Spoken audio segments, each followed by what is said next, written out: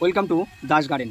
বন্ধুরা, এই যে দেখতে পাচ্ছেন আমার এই যে ছোট্ট একটা টবে এই ঘাস লাগানো আছে। এই ঘাসটা কিন্তু খুবই উপকারী ঘাস। দেখতে ঘাস ঠিকই, কিন্তু খুবই উপকারী এই ঘাসের নাম হচ্ছে মুথা ঘাস।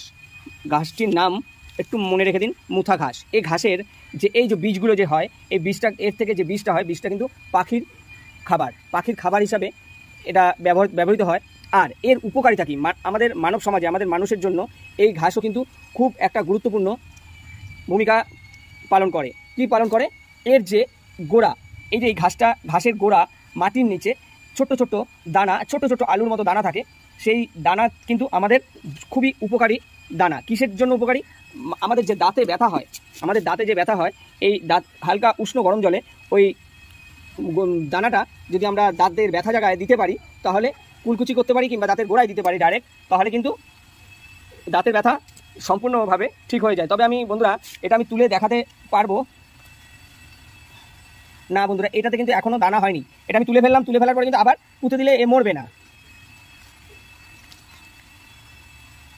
না বন্ধুরা, এতে কোনো দানা কিন্তু এখনও পর্যন্ত আসেনি। তবে একটু বড় হলে, একটু পুরনো হয়ে গেলে এতে দানা আসবে।